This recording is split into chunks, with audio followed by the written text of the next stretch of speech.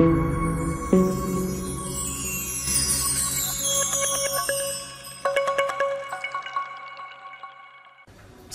warahmatullahi wabarakatuh.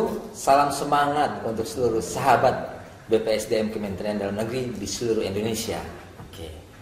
Kali ini saya akan berbincang-bincang menyampaikan sesuatu mengenai pelatihan kepemimpinan administrator bersama narasumber yang luar biasa mengenai tentang agenda ketiga manajemen kinerja, khususnya mata pelatihan manajemen kinerja. Setelah beberapa waktu lalu, sahabat BPSDM Kementerian Dalam Negeri mempelajari materi pokok 2 tentang kinerja, manajemen kinerja dan kepemimpinan, dan materi pokok ketiga tentang kebijakan manajemen kinerja. Selanjutnya kita akan mempelajari materi pokok 4 tentang konsep dasar dan teknik manajemen kinerja. Kali ini saya ditemani oleh coach yang luar biasa, yaitu Coach Mahmudan Sadiq. Alhamdulillah beliau sudah hadir walaupun sibuk di acara kita ini. Selamat datang Coach Mahmudan. Terima kasih Coach Denny. Alhamdulillah, terima kasih atas kehadirannya Coach. Sama-sama. Walaupun Coach sibuk jadi narasumber di mana-mana, tetap meluangkan waktu untuk sahabat-sahabat BPSDM. Alhamdulillah. Senang bertemu dengan Coach Denny juga, ya. Dengan sahabat BPSDM. Baik. Luar biasa, ini saya sangat tertarik tentang kinerja, tentang performance, ya, supaya bagaimana kita bisa meningkatkan kinerja organisasi atau instansi, kan.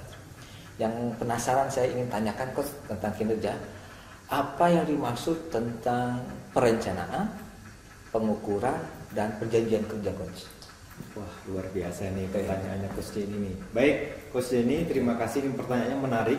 Dan tentunya sahabat BPSDM juga ingin tahu apa sebenarnya perencanaan kinerja, kemudian bagaimana melakukan proses perencanaan kinerja, kemudian bagaimana kita nanti pada akhirnya akan berdiskusi tentang pengukurannya berikut perjanjian kinerja. Ya, siap. Nah, saya akan mulai dengan perencanaan, karena sesuatu itu kan dimulai dari perencanaan Coach Denny. Tentu saja. Ya, dimulai dari perencanaan. Nah, ketika kita bicara perencanaan, maka kita bicara tentang bagaimana menetapkan sebuah visi. Jadi perencanaan itu berbicara bagaimana visi itu ditetapkan di awal sebuah proses perencanaan. Sebuah perencanaan yang baik pasti mempunyai visi. Visi ini berbicara atau memberikan penjelasan tentang apa yang akan dicapai dalam jangka menengah dan jangka panjang. Nah, setelah visi ditetapkan, kemudian baru ditetapkan tujuan. Nah, dalam perencanaan sebuah kinerja, menetapkan tujuan ini merupakan suatu tahapan yang sangat krusial. Karena visi tadi masih bersifat abstrak, kemudian dielaborasi, didetailkan dengan penetapan tujuan. Maka penetapan tujuan itu harus menggunakan indikator tujuan yang mau dicapai itu apa. Nah, itu poin pentingnya. Oke, setelah tujuan ditetapkan, maka ditetapkan sasaran strategis. Jadi ada sasaran yang ingin dicapai, kemudian indikator atau apa yang akan dicapai itu harus dijelaskan dengan tepat, atau dalam istilah teori perencanaan itu di indikatornya menggunakan istilah SMART. SMART? Ya. Apa tuh Coach? Oh, SMART itu kepanjangan dari S itu specific, M itu measurable, A itu attainable, kemudian R itu relevant, dan T-nya itu adalah time bound. Nah, masalahnya kan saya bukan orang Inggris. Oh iya. Jadi harus dijelasin Coach. Jadi baik, SMART itu apa aja maksudnya? Saya sebenarnya juga bukan orang Inggris Coach, tapi karena istilahnya dari sono kita gunakan itu. Boleh dirinci. Jadi spesifik itu artinya sebuah perencanaan itu harus indikator itu harus mencerminkan hal-hal yang khusus spesifik, apa yang ingin dicapai, apa yang ingin dituju. Kemudian measurable itu bisa diukur. Harus bisa diukur, ukurannya baik kuantitatif maupun kualitatif. Nah, kemudian attainable, jangan lupa indikator itu harus bisa dicapai.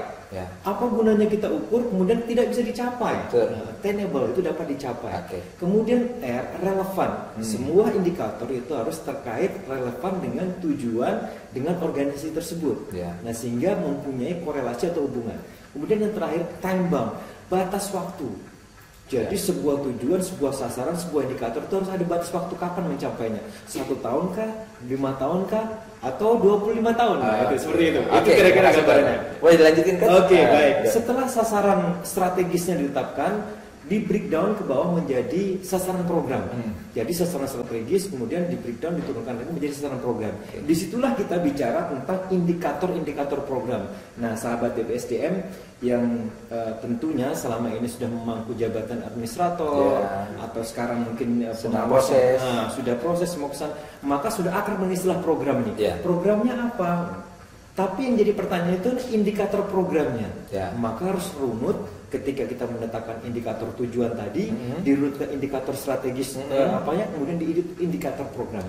Nah, kemudian setelah program ditentukan, maka diturunkan kembali menjadi sasaran atau menjadi kegiatan. Nah, ini bahasa sehari-hari kita sering kenal di kantor, kita kenal ada istilah kegiatan.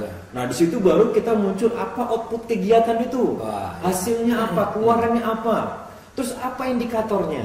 Nah, sehingga ini suatu proses, Coach Denny. Jadi tahapan perencanaan sebuah kinerja itu dimulai dari, saya katakan, dari visi sampai hasil kegiatan itu harus runut seperti itu. Oh, jadi bisa saya simpulkan kita harus punya visinya, ada tujuannya, ada sasarannya, ada program dan ada kegiatan, dan yang paling inti ada indikatornya, bro. Persis sekali. Wah, jadi tahu saya. Biasa. Terima kasih, Coach. Ini boleh dijelaskan lebih dalam? Oke, baik. Nah, sebelum kita berbicara lebih lanjut, perencanaan itu perlu ada input. Ada masukan-masukan. Selain kita tadi bicara ada output, ada input. Nah, sebuah perencanaan itu memerlukan input, atau dalam istilah kinerja kita harus memahami terlebih dahulu bagaimana logical framework atau cara berpikir secara logis sebuah manajemen kinerja ini bekerja. Oke, kita awali dari input dulu. Input itu akan diproses menghasilkan output. Kumpulan dari output akan menghasilkan outcome. Nah, dalam bahasa Indonesia, input itu masukan. Output itu keluaran. Nah, keluaran-keluaran yang dikumpulkan menjadi hasil atau outcome. Secara sederhana seperti itu. Ketika kita berbicara sebuah kinerja, maka kita bicara inputnya apa, kita bicara outputnya apa, dan bicara outcome-nya atau hasilnya apa. Kemudian dari outcome itu, Coach Denny, itu juga ada bermacam-macam. Ada outcome yang bersifat kita kenal berkaitan dengan jangka panjang, atau yang berkaitan dengan jangka menengah. Maka ada outcome jangka menengah, ada outcome jangka panjang. Seperti itu kurang lebih. Jadi input, proses, output, outcome. Betul. Dan tentunya setelah jadi outcome, kalau pernah saya dengar itu ada benefit dan impact-nya, Coach. Nah, itu. Ini penggunaan istilah ini memang bermacam-macam perspektif ya. Ada istilah outcome, kemudian ketika outcome itu tercapai akan menghasilkan benefit Kemudian benefit itu ketika tercapai akan menghasilkan impact.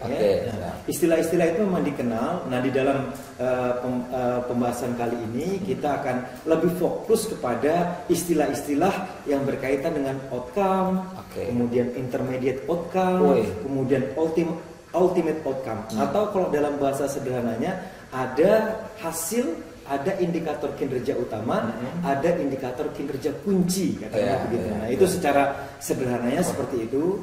Jadi sekali lagi, Coach Denny, saya ingin sampaikan bahwa pemahaman kita ketika berbicara tentang manajemen kinerja itu harus diawali dengan input, kemudian dilakukan proses menghasilkan output, menghasilkan outcome.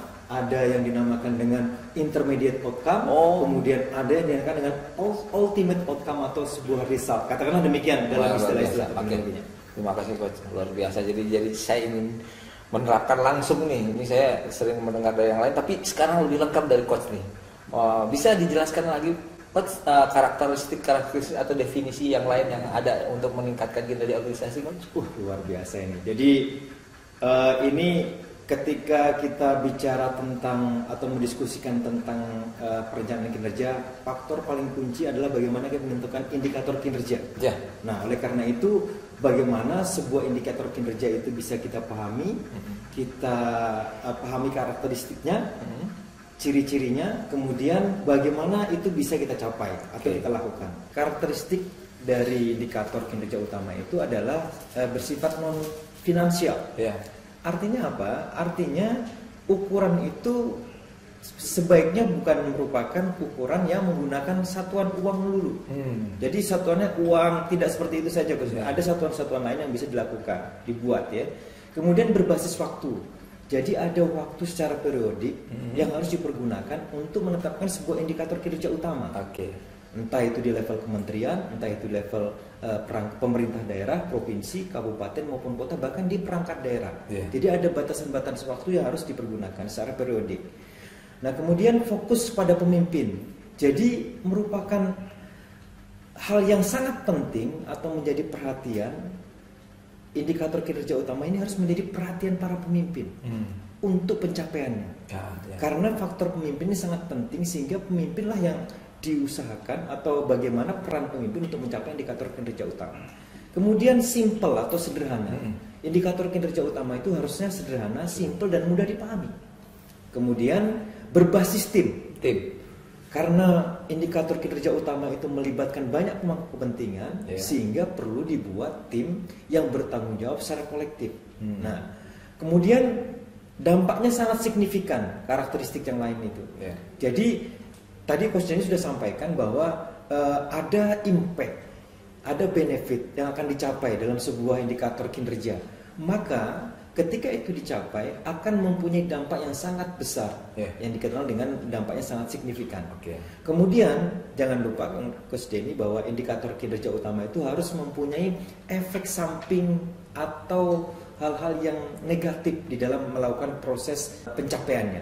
Jadi indikator-indikator ini harus diuji korelasinya dengan kinerja yang besar dan tidak mempunyai dampak yang negatif. Nah, itu penting untuk diketahui karakteristik tersebut. Jadi saya ingat tadi kata coach ya, ada efek samping. Jadi segala sesuatu kan ada efek samping. Betul. Ada yang negatif. Nah, tapi kita ambil efek samping negatif yang paling rendah gitu, coach. Betul, persis sekali, tepat sekali. Jadi efek yang paling rendah itu yang harus kita pertimbangkan. Luar biasa. Jadi saya ngobrol sama coach Mahmudan ini makin haus ilmu nih kinerja. Tapi selain haus ilmu, silakan coach. Ada terima kasih. Kita haus juga sebenarnya. Terima kasih Coach Denny. Luar biasa. Seadanya aja coach ya. Nanti kita lanjutin lagi. Terima kasih nih. Terima kasih. Oke coach. Seadanya coach ya. Terima kasih, ini luar biasa ini. Oke coach, kita bisa mungkin lanjut coach tentang ini yang saya ingat lagi nih, apa peran administrator ya dalam perencanaan kinerja. Kebetulan kan peserta kita kan ada pelatihan kepemimpinan administrator. Apa saja peran mereka sebagai kepemimpinan administrator? Ini pertanyaan kunci kalau saya lihat. Jadi karena kita mengikuti pelatihan kepemimpinan administrator, maka apa sebenarnya peran para pejabat di level administrator ini dilakukan dalam sebuah perencanaan kinerja? Melakukan apa-apa saja. Yang pertama, karena pejabat administrator atau tingkat administrator itu mempunyai pimpinan yang lebih tinggi, maka peran pertama itu harus memberikan usulan, masukan kepada pemimpin di unit instansinya tentang tadi Coach Denny, indikator kinerja beserta target-targetnya. Nah, itu harus disampaikan, dianalisis apa ketersediaan sumber daya untuk mencapainya itu harus dianalisis, dijelaskan, kemudian perkiraannya seperti apa. Nah, itu harus disampaikan usulan itu kepada pimpinan karena administrator itu masih mempunyai pimpinan lebih tinggi. Yang kedua, memberikan usulan tentang bagaimana inisiatif strategi kepada pimpinan. Jadi tadi saya sampaikan bahwa untuk mencapai target, untuk mencapai indikator kinerja yang lebih baik, maka ada tanggung jawab yang bisa kita lakukan di satu sisi sebagai pejabat administrator. Tapi jangan lupa itu juga terkait dengan pejabat administrator yang lain. Maka sebagai pejabat administrator kita harus mengusulkan kepada pimpinan kita harus melakukan hal-hal yang sifatnya strategis untuk bekerja sama mencapai tujuan yang sudah ditentukan. Jadi perlu permusyawaratan. Betul sekali. Tepat sekali. Kemudian yang ketiga Coach Denny, perannya mengkomunikasikan dengan rekan sekerja di tingkat untuk penyelarasan kinerja. Jadi penyelarasan kinerja atau dalam terminologi perencanaan kinerja atau manajemen kinerja ini dikenal dengan istilah cascading. Cascading. Jadi ada cascading, ada keselarasan baik horizontal sesama rekan kerja atau horizontal alignment, kemudian ada secara vertikal atau secara diagonal. Jadi ada kesesuaian seperti itu, ada keselarasan. Maksudnya seperti apa? Agar apa yang kita lakukan, karena indikator kinerja tadi utama harus dicapai oleh banyak pihak, maka ada keselarasan dalam pencapaiannya. Nah, kemudian yang terakhir itu adalah jangan lupa kita pejabat administrator punya bawahan. Meskipun sekarang sedang diskusi artinya ada pejabat bawahan kita ya, mungkin sekarang namanya pengawas ya, dulu namanya pengawas, sekarang masih berproses semuanya, pejabat pengawas dan punya staf-staf di bawahnya. Nah, itu harus dikomunikasikan. Tadi yang saya katakan, visi, tujuan, sasaran, program, kegiatan itu harus dikomunikasikan dengan baik secara horizontal dan ke bawah kita juga. Supaya mereka paham visi organisasi kita apa, tujuannya apa, sasarannya apa, programnya apa, kegiatannya apa, dan cara mencapainya seperti apa. Nah, itu Coach Denny. Kira-kira begitulah. Ini luar biasa nih. Jadi bahasa simpelnya saya simpulkan, ada pimpinan tertinggi, kita sebagai pimpinan, ada juga ada level yang di bawah kita, dan ada juga staff. Jadi kita melakukan segala sesuatu untuk meningkatkan kinerja itu harus juga tim efektif dimaksimalkan, gitu Coach ya? Betul sekali. Gitu Coach. Jadi bekerja sama memanfaatkan tim efektif. Oke Coach ya, terima kasih. Mudah-mudahan nih sangat-sangat bisa diterapkan langsung oleh para rekan-rekan atau sahabat BPSDM Kementerian Dalam Negeri yang menjadi peserta pelatihan kepemimpinan administrator.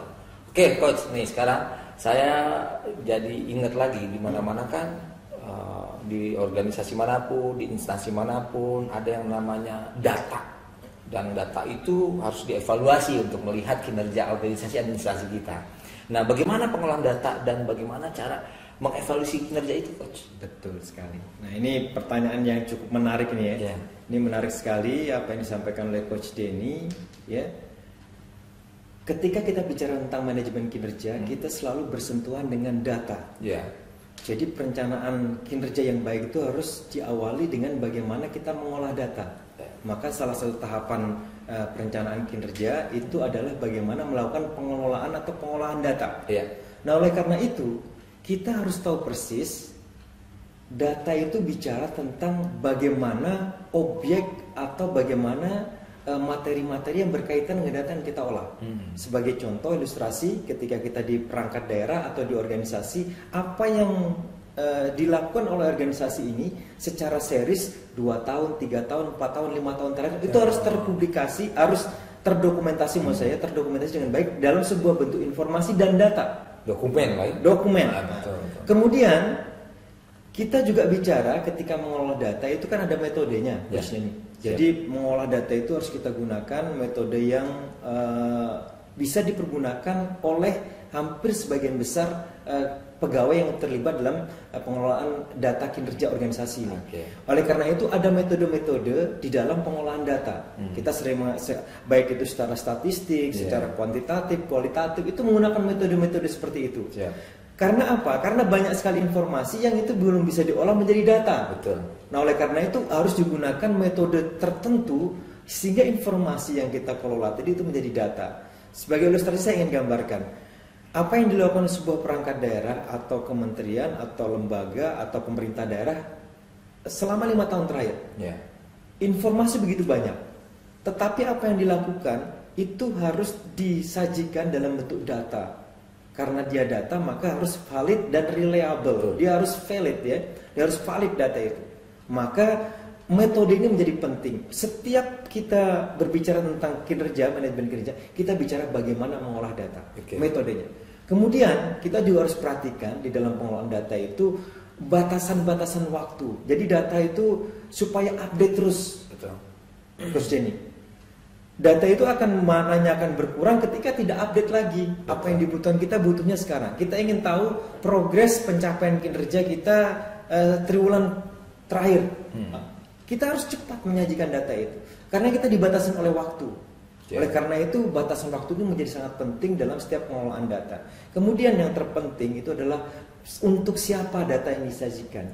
Audiennya siapa? Untuk pimpinan kah? Untuk publik masyarakat kah? Atau untuk kita di level unit organisasi? Sehingga menentukan di dalam pengelolaan data kinerja dan evaluasi itu siapa publik yang akan kita sajikan data tersebut. Nah, jadi ini data itu harus real ya. Betul, betul sekali. Jadi harus valid dan reliable. Oke. Itu penting untuk disajikan. Oke, luar biasa nih coach. Jadi saya ingat lagi nih dulu coach pernah diskusi dengan kita tentang grow kan. Jadi, iya. Masih ingat ya pesannya? Iya, ciri khas coach Mahmudan ya. Jadi grow itu ada goalnya, ya kan? Ada IP-nya, ada optionnya, dan ada what next-nya. Nah, ini saya pengen tahu lebih jelas lagi mungkin bagaimana mengenai pelaporan kinerja suatu instansi coach. Kita harus melakukan apa saja? Baik. Tadi kita sudah diskusi tentang perencanaan, kita sudah sajikan data, kita kelola. Kemudian sekarang ya tahap terpenting dalam manajemen kinerja itu adalah setelah melakukan pengolahan data, mengevaluasi itu menyajikan dalam bentuk laporan. Pekerjaan kita sebagus apapun Coach Denny, kalau tidak dilaporkan, maka itu menjadi tidak bisa diketahui oleh orang banyak. Ya, abstrak. Betul sekali. Jelas, Coach Denny sudah bekerja optimal. Tetapi mana buktinya? Laporannya mana? Maka laporan itu salah satu bukti. Nah, oleh karena itu pelaporan di dalam kinerja ini penting. Bagaimana caranya? Bagaimana melakukan pelaporan? Kita harus melakukan proses analisis di dalam menyajikan sebuah laporan kinerja. Kita harus membandingkan antara target dan realisasi pada tahun pelaporan. Nah, ini penting Coach Denny. Untuk mengetahui sebuah kinerja, kita harus tahu berapa targetnya, kita harus tahu berapa realisasinya, supaya kita tahu berapa gap kinerjanya. Nah, ini penting untuk mengetahui. Kedua, perbandingan antara realisasi dan capaian kerja tahun pelaporan dan tahun-tahun sebelumnya, beberapa tahun sebelumnya. Tadi saya katakan kita perlu bicara data tentang time series 5 tahun terakhir. Kita tahu capaian kinerja kita di triwulan pertama di tahun pertama itu berapa, triwulan pertama di tahun kedua itu berapa. Itu kita punya data semua. Itu kalau tidak di-manage dengan baik, itu akan sangat kesulitan ketika kita melakukan proses pelaporan. Maka itu harus dibandingkan sehingga kita tahu di triwulan pertama, tahun pertama itu progresnya sudah 20%. Triwulan pertama di tahun kedua itu 25%, berarti ada peningkatan 5%, katakanlah begitu. Itu yang bisa dibanding-bandingkan seperti itu. Nah, kemudian perbandingan antara realisasi kinerja sampai dengan tahun pelaporan dan jangka target menengah. Nah, tadi saya katakan bicara visi, tujuan, sasaran, kita bicara target jangka menengah dan target jangka panjang. Maka kita juga harus bisa bandingkan tahun pertama, tahun kedua sampai tahun kelima dalam jangka menengah itu hasilnya seperti apa. Dokumen Renstra menyatakan apa yang harus dicapai di target jangka menengah 5 tahun itu apa. Itu harus bisa dicapai, terus dibandingkan bagaimana targetnya dan bagaimana realisasinya, bagaimana kinerjanya.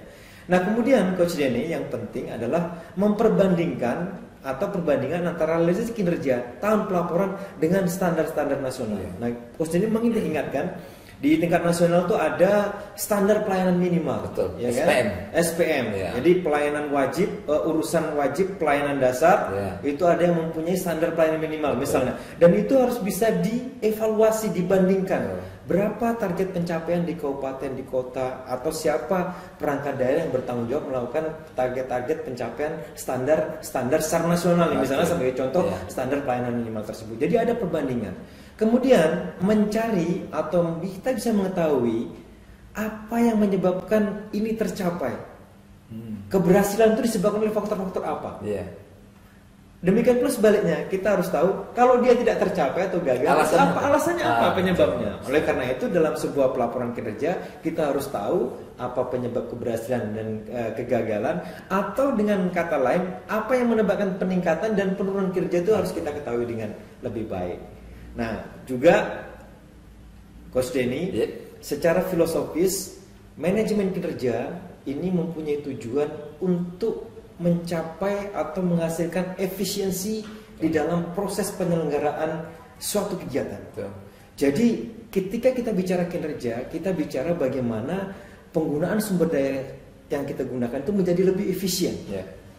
Maka kita harus bicara cost effectiveness. Kita bicara efisiensi. Kita harus bicara bagaimana mengefisienkan sebuah kegiatan. Itu ketika bicara manajemen kinerja. Dan yang terakhir, jangan lupa Coach Denny, ketika kita sudah bicara manajemen kinerja, kita tadi melakukan perencanaan, kemudian melakukan penyusunan target-target kinerja, indikator kinerja dan sebagainya, kita pengolahan data, pelaporan, terakhir laporan yang berguna. Keberhasilannya karena faktor apa? Kita harus membuat terobosan-terobosan yang baik. Coach Denny sering istilahkan itu inovasi-inovasi yang Coach bilang bagaimana berpikir di luar kotak. Out of the box. Nah, itu dia. Jadi terobosan-terobosan yang akan digunakan, yang akan dilakukan untuk meningkatkan kinerja itu seperti apa? Betul. Ini makna substansi mendasar bagaimana sebuah pelaporan kinerja itu dilakukan. Wah, saya kira demikian. Ini luar biasa, saya mendapatkan ilmu secara lengkap dan saya jadi ingat lagi memang segala sesuatu tuh pertama memang harus ada visinya dulu. Jadi boleh izin saya simpulkan dari perbincangan tadi yang luar biasa ini. Jadi untuk meningkatkan kinerja kita, manajemen kinerja, pertama yang tadi Coach sampaikan bahwa kita juga harus bersama-sama mempunyai visi yang sama. Betul. Visi, kemudian turunannya ada tujuan, ada sasaran, ada program, ada kegiatan. Nah, dan masing-masing tujuan sampai kegiatan tersebut ada indikatornya, Coach. Persis. Betul, Coach ya. Kemudian kita juga ada yang namanya proses mencapai bagaimana apa yang kita hasilkan. Jadi proses input, proses, output, outcome. Ya, mudah-mudahan nanti masyarakat mendapatkan benefitnya dan impactnya gitu, Coach ya. Betul sekali. Dan itu proses yang luar biasa. Dan hasil tadi yang ketiga saya simpulkan ada evaluasi dan itu semuanya butuh data. Data itu harus kita analisa secara berkala. Ada triwulan dan kita bandingkan antara tahun ke tahun selama 5 tahun karena kepemimpinan kepala daerah 5 tahun gitu, Coach ya. Betul sekali. Mudah-mudahan materi yang kita sampaikan ini, Coach, saya sekali lagi terima kasih atas waktu Coach yang luar biasa walaupun sibuk menyempatkan diri membagi ilmu dan pengalamannya bersama kita semua para sahabat BPSDM Kementerian Dalam Negeri di pelatihan kepemimpinan administrator. Demikian saya ucapkan terima kasih. Saya Coach Denny bersama saya Mahmudan Sadik mengucapkan terima kasih atas waktunya rekan-rekan atau sahabat BPSDM Kementerian Dalam Negeri untuk menyaksikan tayangan mengenai manajemen kinerja ini. Wassalamualaikum warahmatullahi wabarakatuh.